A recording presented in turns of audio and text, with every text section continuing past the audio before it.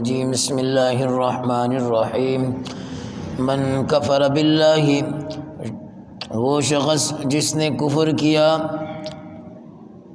ایمان لانے کے بعد، من بعد ایمانی ہی، الا من اکرہا، سو جو شخص دل سے ناپسند کرتا ہو، وقلبہ مطمئن بالایمان، لیکن دل اس کا مطمئن ہے ایمان کے ساتھ، ولکن من شرح بالکفر صدرا، لیکن وہ شخص جس نے کھلے سینے کے ساتھ کفر کیا، فعلیہم غضب من اللہ، ان پر غضب ہے اللہ کا، ولہم عذاب عظیم، اور ان کے لیے بڑا عذاب، ذالک بانہم استحبوا الحیاۃ الدنیا،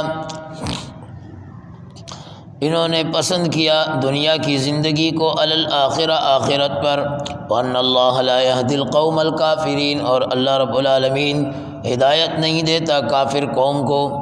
اولئک الذین طبع اللہ، یہ وہ لوگ ہیں کہ طبع اللہ علی قلوبہم، ان کے دلوں پر اللہ مہر لگا دیتا ہے، وسمعہم، اور ان کے کانوں پر بھی، وابصارہم، اور ان کی آنکھوں پر بھی، واولئک هم الغافلون، اور یہی لوگ ہیں غافل۔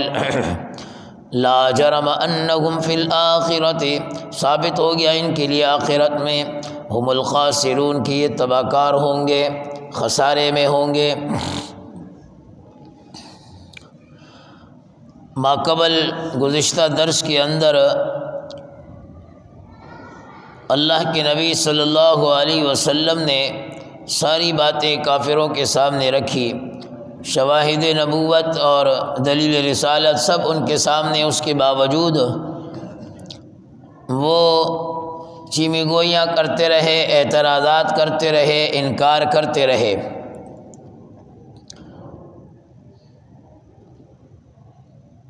آج کے درس میں یہ بتلایا جا رہا ہے کہ وہاں تو وہ اعتراض کر رہے تھے، وہ کافر تھے، اور اگر ایسی کبھی نوبت مسلمان کے لیے آ جائے، اللہ ہم سب کی حفاظت فرمائے، تو وہ کیا کرے گا؟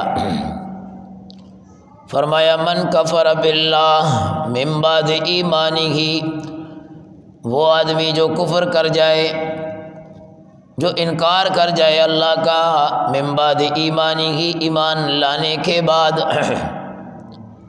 ایمان لانے کے بعد انکار کر جائے، ایسے آدمی کو مرتد کہتے ہیں، ایسے آدمی کو مرتد کہتے ہیں۔ اور مرتد وہ واجب القتل ہے۔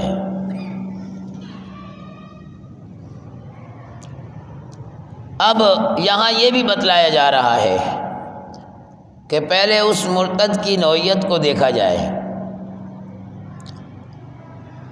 اس نے کلمہ ارتداد کیوں کہا، اس کی وجہ کیا تھی؟ کہتے ہوئے الا من اکرہا، وہ خود بھی ناپسند کر رہا تھا، وقلبہ مطمئن بالایمان، اس کا دل اپنی جگہ پر مطمئن تھا، لیکن کسی مجبوری کی بنا پر، کیونکہ جناب نبی کریم صلی اللہ علیہ وسلم مکہ کی دھرتی پہ جب تک آپ نے توحید کی بات نہیں کی، آپ سے سب پیار کرنے والے تھے، آپ سے سب محبتیں کرنے والے تھے، لیکن جب آپ صلی اللہ علیہ وسلم نے توحید کی بات کی تو آپ کے دشمن ہو گئے۔ اب توحید کی بات کیا تھی؟ حضرت ابراہیم علیہ السلام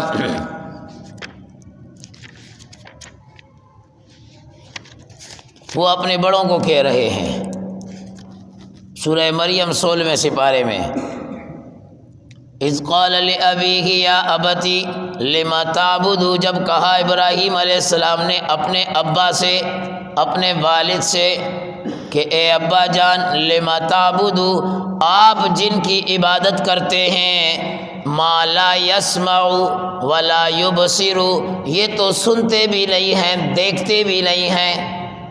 دو باتیں کہی، نہ سنتے ہیں نہ دیکھتے ہیں، آپ ان کو اپنا معبود کہتے ہو۔ اب یہ پیغمبر نے ابراہیم علیہ السلام نے گالی نہیں دی تھی، لیکن یہ مشرکوں پر گالی سے بڑھ کر ہے۔ جیسے فی زمانہ ہمارے اکابر ہم کہتے ہیں کہ دیکھو جس قبر سے تم مانگ رہے ہو وہ تو نہ سنتا ہے، وہ قبر والا نہ تمہاری کوئی حاجت پوری کر سکتا ہے، اس کے اوپر تو اگر کتے بلی بھی آ کر بیٹھ جائے وہ ان کو بھی نہیں ہٹا سکتا، تم ان سے کہاں مانگ رہے ہو؟ مانگو اس ذات سے جو سب کو دینے والا ہے، جس سے پیغمبروں نے مانگا، جس سے پیغمبروں نے مانگا۔ تو آپ صلی اللہ علیہ وسلم نے جب بات رکھی، آپ کے ساتھ حضرت ابو بکر صدیق بھی تھے، آپ کے ساتھ بلال بھی تھے، خباب بھی تھے، یاسر بھی تھے، عمار بھی تھے، سمیہ بھی تھی۔ اب یہ غریب الغرباء لوگ آپ علیہ السلام کے دشمن ہو گئے، لیکن آپ علیہ السلام کی حفاظت اللہ نے آپ کے چچا ابو طالب کے ذریعے کرائی، آپ کے قریب نہیں آ سکتے تھے۔ حضرت ابو بکر نے جب توحید کی بات کی تو ان کے دشمن ہو گئے، لیکن ابو بکر صدیق کے قریب اس لیے نہیں آئے، ان کی قوم بیچ میں آڑے آ گئی، اپنی قوم کی وجہ سے اللہ نے ان کی حفاظت کر دی۔ لیکن بلال تو تھا ہی غلام، اس کی حفاظت کون کرے گا؟ حضرت عمار ان کی ماں اور باپ دونوں، حضرت یاسر اور سمیہ، ان کو پکڑ لیا، مارتے تھے پیٹتے تھے، واپس لوٹاؤ، جو تمہارے آبا کا دین ہے، جو تمہارے بڑوں کا دین ہے، واپس لوٹاؤ۔ حضرت بلال کے سینے پر بھاری بھرکم پتھر رکھ دیا جاتا، عرب کی گرم رتیلی ریت پر لٹا دیا جاتا،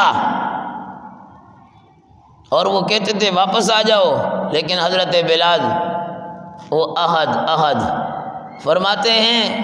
کہنے والوں نے کہا حضرت بلال کو اس کے علاوہ کچھ آتا نہیں تھا، احد احد سے کفار چڑھتے تھے۔ بلال فرماتے ہیں اگر مجھے کوئی اور کلمے آتے جن سے کفار چڑھتے تو میں وہ کلمے بھی کہتا، لیکن مار کھا رہے ہیں، مار کھا رہے ہیں۔ حضرت عمار، ان کے والد اور والدہ دونوں، ان کے ساتھ کیا کچھ سلوک کیا جا رہا ہے۔ حضرت یاسر کو مارا جا رہا ہے، مارا جا رہا ہے، یہاں تک کہ حضرت یاسر شہید ہو گئے، شہید ہو گئے۔ لیکن انہوں نے کہا کچھ بھی کر لو، جب کلمہ محمد الرسول اللہ کا پڑھ لیا اب پیچھے ہٹنا نہیں ہے۔ یہ شہید ہو گئے، قربان جائیں اس ماں پر حضرت عمار کی۔ حضرت سمیہ بہت سمجھایا اسے کفار نے کہ دیکھ واپس لوٹا، عورت ذات تھی لیکن پہاڑ کی طرح ایمان، چٹان کی طرح مضبوط، ڈٹ گئی کہ نہیں ہو سکتا۔ اللہ اکبر کبیرہ۔ ابو جہل بے ایمان نے برچھا لیا اور اس کی شرمگاہ میں مارا، اور ان بدبختوں نے حضرت سمیہ کی ایک ٹانگ میں رسی باندھی، اونٹ کے ساتھ باندھ دیا، دوسری ٹانگ میں رسی باندھی، اونٹ کے ساتھ باندھ دیا، ایک اونٹ کو ادھر چلا دیا، ایک اونٹ کو ادھر چلا دیا، دو ٹکڑے ہو گئی، لیکن اسلام کے نام پر آنچ نہیں آنے دی۔ اسلام کی پہلی شہیدہ، پہلی شہیدہ۔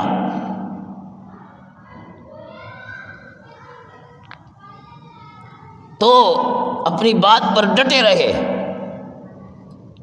یہاں آیت میں بتلایا جا رہا ہے من کفر باللہ من بعد ایمانہ، جس نے انکار کیا، ایمان لانے کے بعد انکار کیا، الا من اکرہ، اور وہ دل سے انکار نہیں کر رہا، وہ اس کو ناپسند کر رہا ہے، کفار نے پکڑ لیا زبردستی گن پوائنٹ پر، اگر تم نازیبا کلمات اللہ کی شان میں نہیں کہو گے تمہیں مار دیا جائے گا، تمہیں قتل کر دیا جائے گا، تمہارے فلاں فلاں عضو کو کاٹ دیا جائے گا۔ اب یہ بیچارہ مجبور ہے، تو شریعت نے حکم دیا ہے کہ اگر ایسی نوبت آ جائے، تلوار یہاں رکھی ہو اور آپ سے کہے کہ آپ قرآن پر پاؤں رکھ دیں، قرآن کو پھینک دیں، قرآن کو جلا دیں یا کچھ بھی کہہ دیں، تو شریعت کہتی ہے ان کی بات مان لو، لیکن تمہارا دل وہ مطمئن ہونا چاہیے کہ یہ کام، یہ اقدام میں دل سے نہیں کر رہا، ان کی مجبوریوں کی بنا پر یہ کام کر رہا ہوں۔ تو شریعت نے اس کی اجازت دی ہے۔ جیسے وہ مسیلمہ بن کذاب، اس کے آدمیوں نے 2 صحابیوں کو پکڑ لیا اور صحابیوں کو لا کر مسیلمہ کذاب کے سامنے رکھ دیا، جس نے نبوت کا جھوٹا دعویٰ کیا تھا۔ مسیلمہ کذاب کہتا ہے وہ ایک سے، بتا وہ جو مکہ کی دھرتی پر اپنے آپ کو محمد کہتا ہے، کیا تو اس کی نبوت کو مانتا ہے؟ اس نے کہا ہاں میں گواہی دیتا ہوں وہ محمد اللہ کا رسول ہے۔ اس نے دوبارہ پوچھا کیا اس محمد کی نبوت کی گواہی دیتا ہے؟ کہا ہاں وہ محمد اللہ کا رسول ہے۔ مسیلمہ کذاب کہتا ہے کیا میرے بارے میں تیرا کیا خیال ہے؟ میں اللہ کا رسول ہوں، میری گواہی دیتا ہے؟ تو صحابی کہتے ہیں ہاں جی ہاں۔ اس نے کہا میں اللہ کا رسول ہوں، گواہی دیتا ہے؟ کہا ہاں۔ آواز نہیں آ رہی مجھے، کیا کہہ رہا ہے؟ میں بہرا ہوں، تیری بات نہیں سن رہا۔ اس کو غصہ آ گیا اور اس نے اس کو شہید کر دیا، مار دیا۔ دوسرے کو بولا ہاں بھائی تو گواہی دیتا ہے میں اللہ کا رسول ہوں؟ اس نے کہا ہاں۔ اس نے دوبارہ پوچھا میں اللہ کا رسول ہوں؟ ہاں۔ کہا اس کو چھوڑ دو۔ وہ چھوٹ کر سیدھا جناب نبی کریم صلی اللہ علیہ وسلم کے پاس آیا، کہا یا رسول اللہ، اس صحابی کو جب اس نے انکار کیا مار دیا، اور میں مجبور تھا ڈر کے، اور دل جناب نبی کریم صلی اللہ علیہ وسلم نے پوچھا تیرا دل کیا کہتا ہے؟ کہا دل مطمئن ہے کہ آپ نبی ہیں۔ فرمایا جب آپ کا دل مطمئن ہے تو فکر نہیں کرو، آپ پر کوئی مواخذہ نہیں ہے، اور وہ اجر لے گیا۔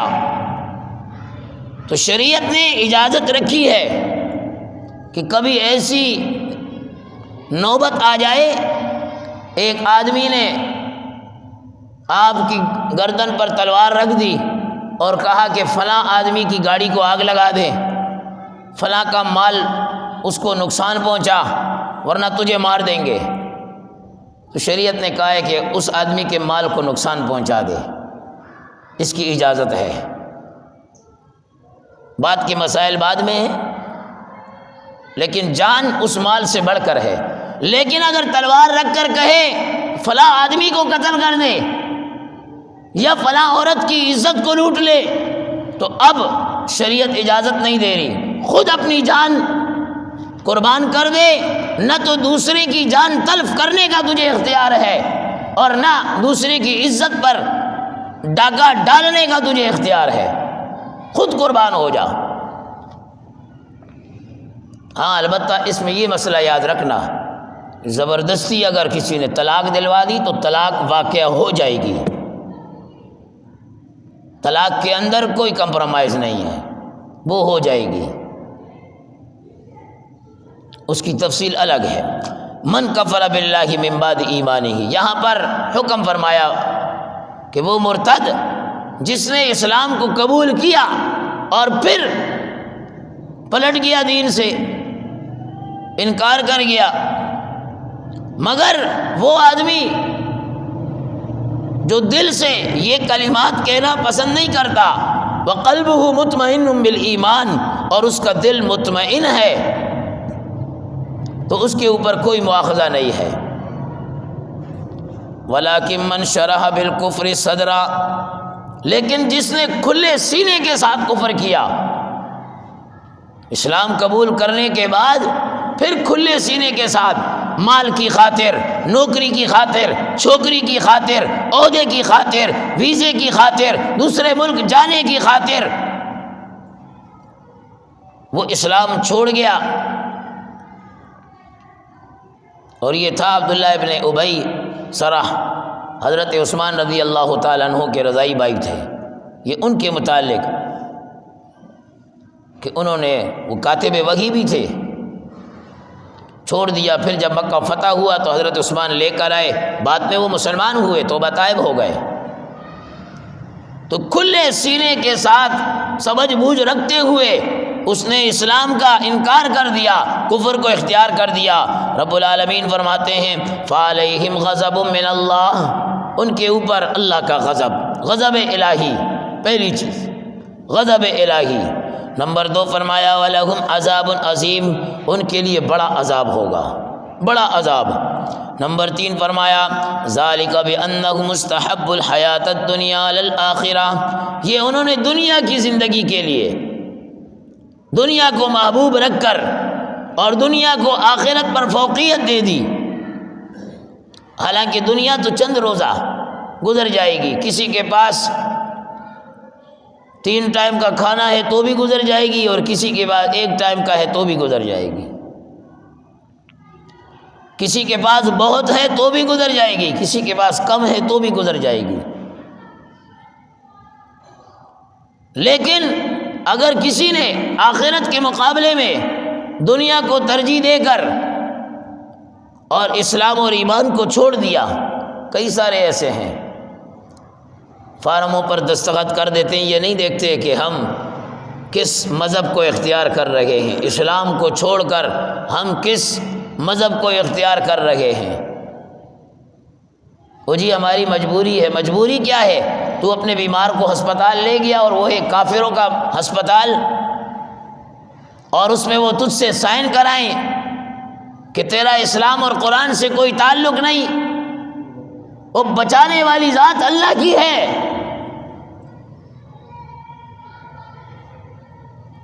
نمبر 4 فرمایا وَأَنَّ اللَّهَ لَا يَهْدِي الْقَوْمَ الْكَافِرِينَ، ایسے لوگوں کی اللہ رہنمائی نہیں کرتا، ایسے کافروں کو اللہ ہدایت ہی نہیں دیتا۔